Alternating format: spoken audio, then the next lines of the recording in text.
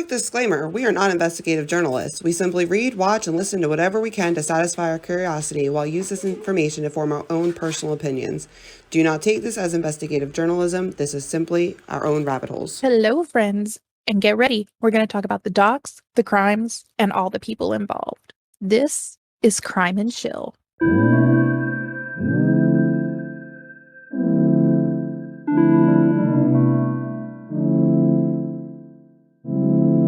Hey guys, I'm Victoria.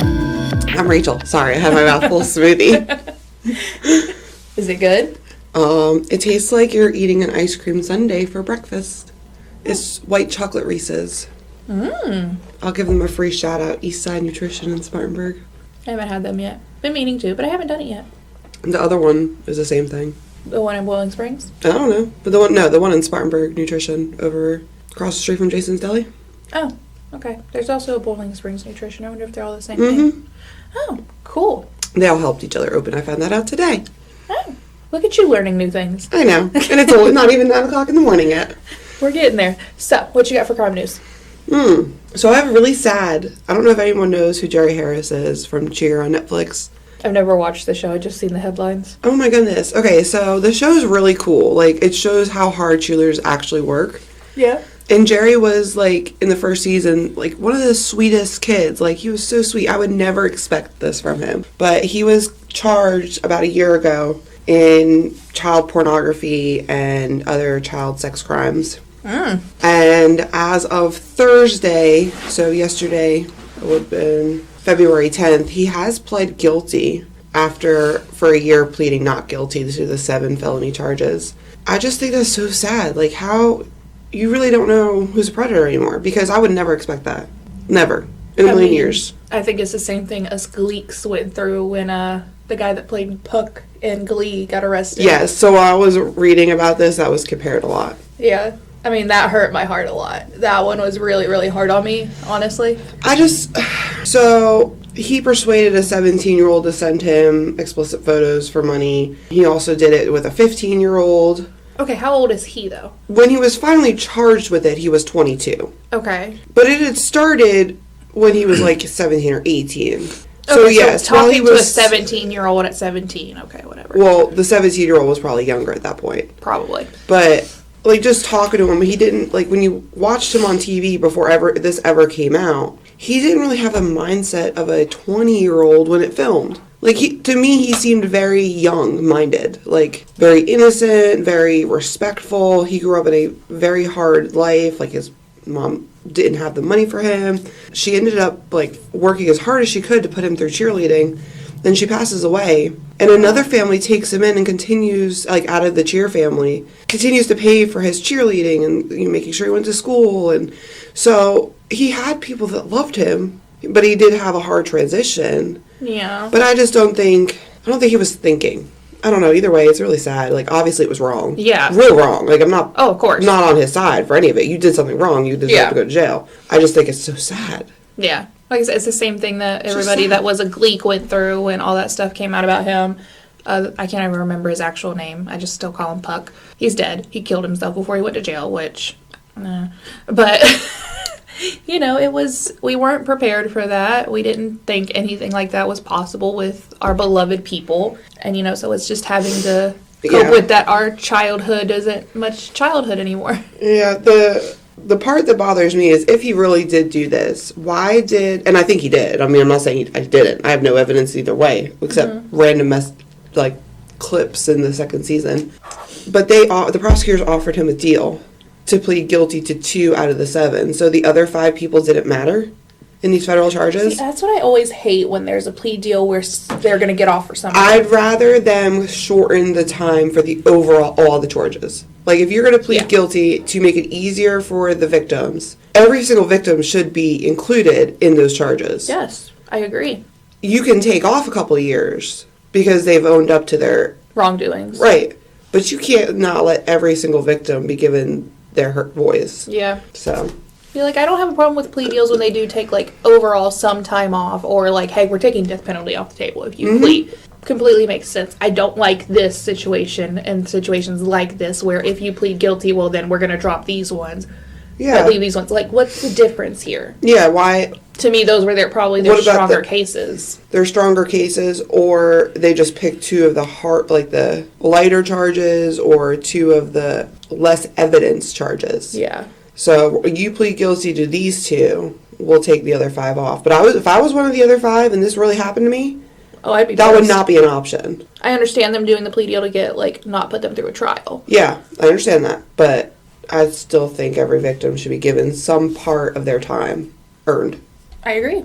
So that's my crime news for the week. That was kind of sad. I mean, all my stories for the next couple of weeks are kind of sad, I hate to say, but I'm really thinking about doing an episode where there's no death, because I'm just tired of death, actually. Okay. I stopped watching so much crime TV and started watching trash TV, because it's just... I just need some We trash. live in the crime world so much that sometimes we have to take... I'm currently on Grey's Anatomy. I'm in season 3. No, I switched over to Housewives. Like, that's how trash TV I know you went. switched over to Housewives. I was like, I can't deal with this anymore. Like, it's like constantly all I was thinking about. And somebody said something to me, they were like, you're a little strange. And I was like, you know what? Maybe. Yeah, like, not in a good way. So I was like, I'm going to take a little break. Wait, who am I fighting? So. Because I will fight somebody. Because we're both strange. It's okay. But yeah. You share my Hulu, so I know what you're watching. I switched over to like Housewives. You and my sister both watch my Hulu. I know which one of you's watching what. Well, like, just by looking at it, I know. It's me 1-2 Housewives. I kind of figured it was you because I'm like, I know my sister. I'm like, she's not watching Housewives. She could never. The drama is just so much better. Oh, I love Housewives. Listen. So I watched it when it first started, like back in 2005. I watched like a couple episodes here and there of I don't know if it was 2005, but the one in New Jersey. Yeah. But that's not how New Jersey people are. Anyways, so I was watching that one, a couple episodes here or there. As a Southern person, I was really upset when I found out it wasn't as much like Jersey Shore as I thought. Oh, I'm sorry. Oh, speaking about Jersey Shore, Snooki is becoming a EMT. Yeah. That is so cool. And for people who think Snooki's is really as stupid as she acts on TV, let me tell you, I met her in person. She is not. She's actually super freaking smart and just used her ability to act like an idiot to capitalize. Yeah. Like, it's not that stupid. No, she's not stupid at all. But, yeah, so that was a sidetrack. Anyways, what's today's story, Victoria? So today, I want to talk about Nancy Hazel, a.k.a. Nannie Doss, a.k.a. the Giggling Granny. Interesting. Yeah. So there's not, like, a whole lot of stuff to this case, but she interests the hell out of me. And there's no doubt about anything. Everything that's, like, if this happened a long, long time ago. She's just an intriguing woman. A long time ago in the galaxy far... Okay, sorry. That's Star Wars. So, she was born Nancy Hazel, and she was born in 1905 in Alabama. I have a story about Alabama, too. Anyways, go ahead. Crazy people in Alabama. Crazy grannies, that's for sure. So, sadly, her story starts off very sad. Before she reached her mid-teens, she had been sexually assaulted multiple times. Like, multiple times, this poor girl. By the same person or multiple people? I've seen mixed reports. Just like there's mixed things. So I had a time researching this case because my main sources a lot of the times are usually Wikipedia and Murderpedia because they have so many like different articles for sources that I can click around and have fun. Me too. But Murderpedia has no correct information on this one. Like, none of it's right. They had her daughters switched around. It made no sense. So, in 1921, she got married at just 16 years old. Ooh. And in 1921, but that's kind of normal. Yeah, it is, especially 1920s. In 1921, yeah. She married Charles. Charles. I love that name. He was the only child of a single mother, and his mother moved in with them after they married. Oh, okay. And there was apparently some, like, tension from that because Charles spent a lot of time with his mom. Oh, he was a mommy's boy. He was a mommy's boy. I kind of hope my kids aren't like that. Like, I want my kids to love me forever, but as a boy mom, that, like, terrifies me that... At the current moment in time, your children are mommy's boys. Yeah, I know.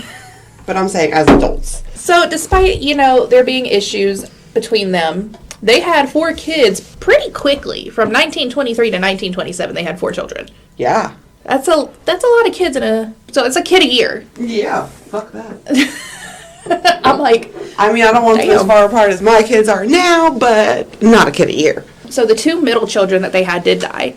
From what I understand, those children died from suspected food poisoning. Who the fuck dies from food poisoning? That happens? Yeah, there's 2 different kinds of food poisoning. So the one that we normally get, where we're just sick for like 24 to 48 hours. But there's another one because Clay's friend had it really, really bad. Oh, like salmonella? Yeah, stuff like that. Okay. But apparently Charles had doubts about this. Oh. It was weird. Oh. And at this point, Nannie was already, I say Nannie because that's what her name was by the time everything happened. So Nannie was already drinking, and her casual smoking habit turned into a heavy smoking habit. Like I said, Mom took up a lot of his time, and both parties suspected each other of cheating, and they were correct. Oh. So we had a lot of infidelity going on. So in 1927, Charles took his oldest child, Melvina, I like that name. and took off. Like they just left. To a galaxy far away. What is with you in a galaxy far away today? I haven't even watched like that Family Guy that says, the Family Guy. Yeah. I haven't even watched that lately. So he took the oldest. He left the youngest, Florine, Flornie, Florine, I would guess, with Nannie. She was a newborn, so. Did that one die too? No. Oh. So here's my question, though. If you think your wife is doing some shady shit, possibly harming your children, why did you leave the newborn with her but take the oldest? In a man's standpoint, I was thinking maybe like newborn. Yeah, like probably breastfed back then. Like there's no other options. Yeah. So there's that. And then just not really knowing what to do with a newborn, that you can't breastfeed yourself and those type of things. That's the only thing I can think of. Yeah. But he wasn't gone long. In the summer of 1928, Charles and Melvina came back. And along with Charles bought a divorcee. He brought a woman with him? And her children. To his home with his ex-wife, or wife, but not, because they separated. Yep. Oh. So after that, it didn't take long for them to divorce. You think? Then Nannie took both of her kids and went to her mother's house. Babu. Okay, so again, Charles left for a little bit. But Charles maintained that he left to begin with because he was scared of her. But, like, you still left a newborn in her care. Okay, yeah, but, again, he couldn't feed her. He couldn't feed this newborn. So he was going to kill the newborn by starvation. But why not just stay to keep an eye on the kids until the baby's old enough to take? I can agree with that, too, but you coulda, shoulda, woulda. But also, how old were the other ones when they were killed? Was there a certain age where she could no longer handle that child? They were the 2 middle children, so we can assume they were born in 1924, 1924 to 1926. Because Florine was born in 27. So they get divorced, and in 1929, Nannie met and married Robert Harrelson, and they were married for 16 years. And her children lived with them, but Nannie didn't find out until after they were married that Robert was an alcoholic with a criminal history. I could not find what his criminal history was, but I have suspicions based on what happens later in their marriage. We'll get to that in a little bit. So she marries a man with a criminal history. Was she aware of the criminal history at the time of the marriage? No, it doesn't seem like she found that part out until after. I'm not sure when she found the alcohol out. I mean, good chance he couldn't hide that in the beginning. I would think not. So Melvina had 2 children later. And this is like kind of in a weird order because this is the order that things happened. So Melvina had 2 children, the first being Robert, who was born in 1943, and then a second child who was either never named or I just couldn't find it, in about 1945. How did you not name a child? 1 second. Did it die? So Melvina was groggy after labor with the second child, and she was a little, feeling a little, because back in the day, in the 40s, they used ether to help with pain of labor. So her brain was very fuzzy. Hey, listen, Nicholas wasn't born back in the day, they used morphine, and my brain was a little fuzzy. Yeah. Melvina said she thought she saw her mother, who was there visiting because, again, she had a baby. Mm-hmm. So Mom was probably there. I think that was, again, normal. Like, Mom was around when kids gave birth at first because, you need a lot of help. But she was visiting, and she said she thought, again, fuzzy brain, so she said she thought she saw her mother stick a hairpin into the newborn's head. If you don't know what a hairpin is, it's kind of like what bobby pins are now, except they were kind of like completely, they were a bigger, different shape, and a lot of them were sharp. Very sharp. I actually have one. Like an old school hairpin that has the little sharp. Yeah, it is. They're very sharp. It's an antique, so I don't wear it. And it's ugly. And that listen to our podcast, if you don't know, like I said, it's like a bobby pin. If you don't know what that is, ask Google a woman in your life or Google it. And I guarantee you, if you had a woman in your life, she's bought hundreds of them and has 5 left. So when Melvina asked her husband and her sister about the mom being there and about all of that, they said that Nannie was the one who told them that the baby was dead. And they did notice that she was holding a pin. but the doctor couldn't say for sure what happened to that baby. Could it have been SIDS? It's possible.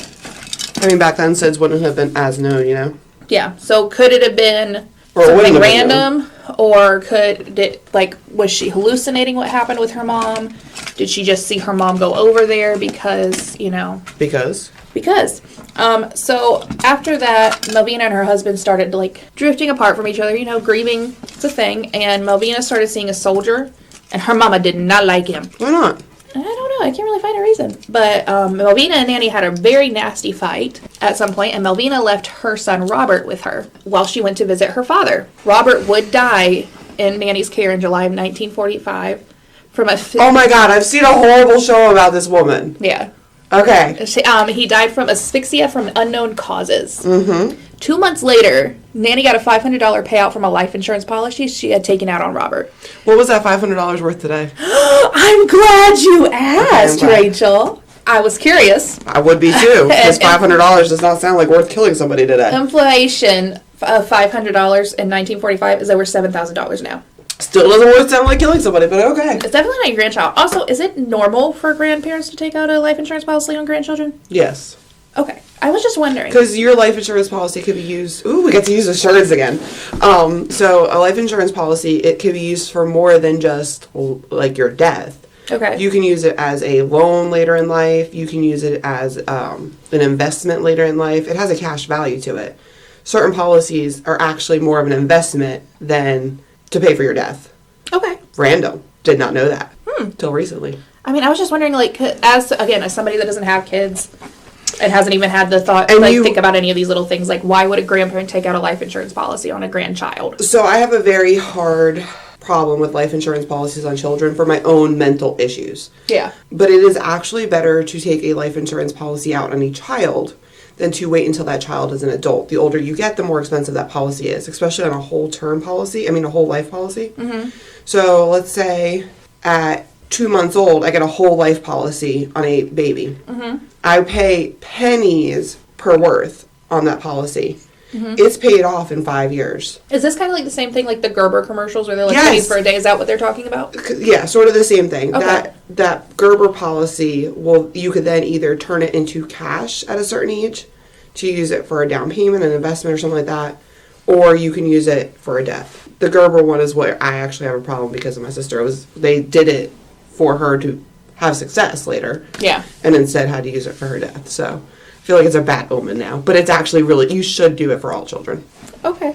I feel bad. We keep talking about things that ends up bringing your sister into it, and I apologize. That's not ever my intention. No, it's just life knowledge that you learn in stupid places. So we're still in 1945, and this is when World War II ended. In case you guys didn't know, World War II ended in 1945. That was way before I was born.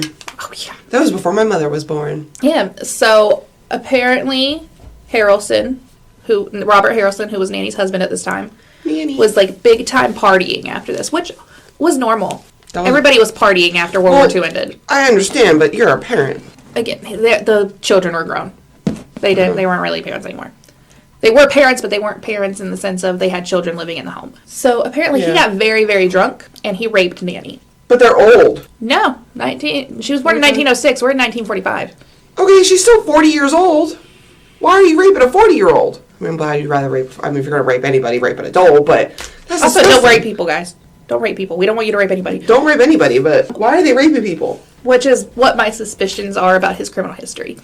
Oh. Because... I was going to say, how did that out of nowhere all of a sudden you turn into a rapist? That's kind of, I guess, where more of my shock was. Yeah, so I think, I couldn't find exactly what his criminal history was, but I have suspicions because of this, that's what that was. This was the last straw for Nannie. Apparently she had enough of his shit, and she found his jar of corn whiskey, and she topped it off with rat poison. You go, girl. Bye, Robert. That might be the only death that was deserved. So, after this, Nannie went to North Carolina, where she met Arnie Lanning. Why are we always going back to the Carolinas? Are we just assholes here that we just kill people? She met him and married him 3 days later. What the fuck? Is that was just because she didn't believe in sex before marriage? I mean, what was the purpose? I don't know. Your last husband just raped you and you had to kill him. Why would you get married again? He was also an alcoholic, though. Why? I don't care. Why would you marry again? Was this one a Nannie had a total of 5 husbands, just so you guys know. We're going to talk about every single one. We've talked about Charles and Robert. Now we are on to Arnie. Nannie would apparently take off for months on end, but when she was around, she played the role of the devoted, doting housewife very well. So, when Arnie died in 1952, reportedly from heart failure. Oh, yeah, I'm sure. The community, rallied around her and was, there for her because she played that thing well. ADHD just happened. What happened to Charles again? They just divorced. She didn't kill him? She didn't kill Charles. Okay, go ahead. But community rallied around her. But the house that Arnie and Nannie shared was left to Arnie's sister, and it randomly burned down. Quote unquote random. I have nothing to back that up of that it wasn't random. I just don't think it was personally because the insurance money was paid out to Nannie. Oh, look at that. Guess what? If you burn down your house today, guys, your insurance policy is not made to give you cash. It is made to rebuild the house. So don't go burn down your own house. No. And then after this, Arnie's mother, quote, died in her sleep. Big quotation marks around that. And then Nannie left North Carolina and she went to her sister Dovey's house. Dovey was bedridden and very ill. Oh, let me guess, had a life insurance policy too. Not long after Nannie got there, Dovey died. Now we're in Kansas. And in Kansas, this woman gets around. Nannie joined a dating service. So 1946 is when second husband was murdered. 1952 is when third husband dies. She is now getting married again in 1953. Richard Morton wasn't an alcoholic. We finally have one that's not an alcoholic, but he was a cheater. So, different sides of the same coin. Why? What is this woman thinking with her life? They weren't married long because Richard would die because she poisoned him in 1953. And no one caught any of this. Not until a lot later. Nannie also would poison her mother, Louisa, in January of 1953, killing her mother. Let's just get a job. I'm pretty sure a job would be less work. 1 fucking month later, after husband number 3 dies. Oh, I'm sorry, I said 5 husbands. She only had 4. I apologize. But Nannie met and married her 4th and final husband, Samuel Doss. Does he die too? In June of 1953 in Oklahoma. Samuel was a minister. He had lost his family to a tornado. So that's sad. His entire family got taken out by a tornado. But Samuel, being a minister, he disapproved of the romance novels that apparently Nannie really, really loved. She was into them romance novels. The cheap porn books? Probably. I like them too. In 1953, that's probably what it was. I like them. They're all written the same way. They all have the same storyline. So he was admitted to the hospital with flu-like symptoms. Oh, let me guess. The hospital said it was a severe digestive tract infection, and he was released on October 5th from the hospital. Samuel died on October 12th. At least she gave him 5 more days. 6. Nannie apparently had 2 very big life insurance policies out on him, and she rushed to kill him so she could have those life insurance policies. But this sudden death alarmed his doctor, and the doctor ordered an autopsy, which then revealed that Samuel died from a very large amount of arsenic in his system. Which amazes me that they were able to find arsenic back then. I always... You know what I mean? Toxicology reports sound like they're not that But old. arsenic poisoning was such a common way for people to die and kill people. So as soon as they found this out, Nannie got arrested. And thus ending her reign of murders. In custody, she confessed to the murders of her 4 husbands, her sister, her mom, her grandson, and her mother-in-law. She confessed to killing them all. But not her 2 middle children. No. So maybe she didn't kill her 2 middle children. I mean, if you're going to confess to everything else. Yeah. Oklahoma solely hung their case on Samuel's death, though. So Nannie pled guilty on May 17th, 1955. She was only 49 years old, and she was sentenced to life in prison. Listen, the only reason she didn't get the death penalty, you want to know why? Because she was a woman. Oh, well. They weren't going after her for the death penalty because she was a woman. But she did die 10 years later in prison in 1965 from leukemia. Karma's a bitch. Karma's a bitch. So, just real quick, I said, a.k.a. the Giggling Granny. The reason she was called the Giggling Granny is because the entire time of, perp walks, trial stuff, pictures of her, she was laughing and smiling and chewing her gum like she didn't have a care in the fucking world. She did not give 2 shits that she murdered all these people. I mean, if she cared, she wouldn't have continued to do it. Did you really think she was going to care? But, I mean, you're about to go to jail forever. Yeah, but granted, she only went for 10 years, but... I mean, what are you going to do? I don't know. She didn't care about killing the people. So what is she going to do? Put a show on because she cares about going to prison? She had nothing to live for. But wouldn't it, if you put a show on, at least a little sad, then maybe it wouldn't have gotten so hard. But then, like I said, she was smiling and giddy and laughing about it. And I want to know, so here's my thing. Obviously, she was a psychopath. Obviously. Because A, you're laughing about it. B, you killed that many people. You're sick. You're so fucking sick. But we also, like I said, and this isn't an excuse for anything, but she had so much trauma at the beginning. I mean, that goes How back much of it does that lead to Eileen, or you remember Eileen Arrows, or yeah, whatever? Eileen Warnos. Yeah, I mean, it's the same thing, but it doesn't make it okay. No, but then because again, we know she didn't. So she didn't confess to killing the 2 children, and she didn't and she didn't kill her first husband. She only killed the second husband after he raped her. So what if that? What triggered her? Triggered a break in her brain. And she already had her ex-husband Charles questioning if she killed her 2 children, so kind of put it into her brain how to do it. Because they're all poisoned. I think, again, I don't think it's right, but I think because of her previous trauma. But she didn't get the death penalty, so. No. I mean, but she probably got horrible medical care, and that's why she died of leukemia. Again, it was 1965. Yeah. It wasn't the greatest care at that point anyway. But yeah, I think that's something to remember, that people have trauma, and sometimes trauma sets off a chain reaction when you set it off. Not everybody goes crazy and kills people like Nannie and Eileen did. It's a good thing we have better mental health resources than they did back in the 40s. Yeah, so if you're struggling with mental health because things were triggered or you've been through some shit, trust me, I understand. Seek out some counseling. It's good for you. Personally, I'm not a fan of therapists. I just don't like it for me. I think it's a good resource for other people, but for me, it just doesn't work. Why? Because I don't like talking to strangers. Me neither. I don't like talking to people about what's in my brain anyways. If I'm having a really bad time, I talk to Rachel, or I have like 2 other very close friends that I will let everything out. Or my husband. My husband sometimes gets the brunt of mental breakdown. Well, that's why they get married. Yeah. So that's all I have for today. Me too. All right, guys. Thanks for tuning in this week. Make sure to follow us on all the social medias. Join our Facebook group, Crime and Chill Fam. Follow us on the Tickety Talk, the Twitter, the Instagram. I just posted a TikTok last night. It is the 11th. I just posted one on the 10th because it made me giggle because I was having trouble writing. You know. I've made TikToks post on there. I just haven't done it. Oh, well, you should do that. You should send them to me and I'll post them for you. If you don't have time, it's fine. I mean, if I'm making them, I might as well just post it. I just keep it in the drafts. Keep it in the drafts. All right, guys. Well, thanks for tuning in this week, and we will see you guys next week. Bye!